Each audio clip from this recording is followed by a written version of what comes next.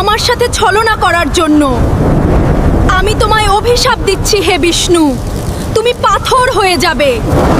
একজন নারী যার সতীত্ব এত শক্তিশালী ছিল যে দেবতারা পর্যন্ত তাকে হারাতে পারেনি। তার অভিশাপে ভগবানও হয়ে গিয়েছিলেন পাথর। তিনি ছিলেন বৃন্দা, ভক্তি, সতীত্ব আর ভালোবাসার এক জীবন্ত প্রতীক, যার হৃদয়ে ছিল শুধু এক নাম, ভগবান বিষ্ণু। বৃন্দার স্বামী ছিলেন অসুর রাজা জলন্ধর, ভয়ঙ্কর ও শক্তিশালী, কারণ তার শক্তির মূল ছিল তার স্ত্রীর অটল সতীত্ব।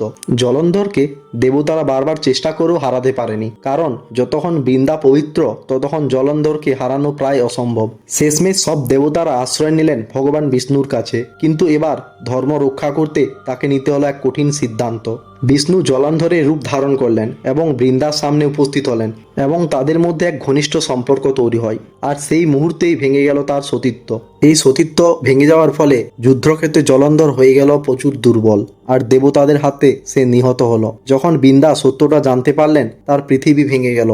ভক্তি রূপ নিল ক্রোধে, আর তিনি স্বয়ং বিষ্ণুকে অভিশাপ দিলেন, হে বিষ্ণু, তুমি পাথর হয়ে যাবে। বৃন্দার এই অভিশাপ থেকেই জন্ম হয় শালিগ্রাম রূপে বিষ্ণুর। বৃন্দাও তখন দুঃখে ও যন্ত্রণায় নিজেকে অগ্নিতে সমর্পণ করলেন, আর তার আত্মা পুনর্জন্ম নিল এক পবিত্র গাছ হয়ে, তুলসী গাছ। তাই তুলসী শুধু একটা গাছ নয়, তিনি এক দেবী, যার মধ্যে লুকিয়ে আছে ভক্তি, প্রেম আর ত্যাগের অমর কাহিনী। আর এমন অজানা গল্প জানতে সাবস্ক্রাইব করতে ভুলবেন না।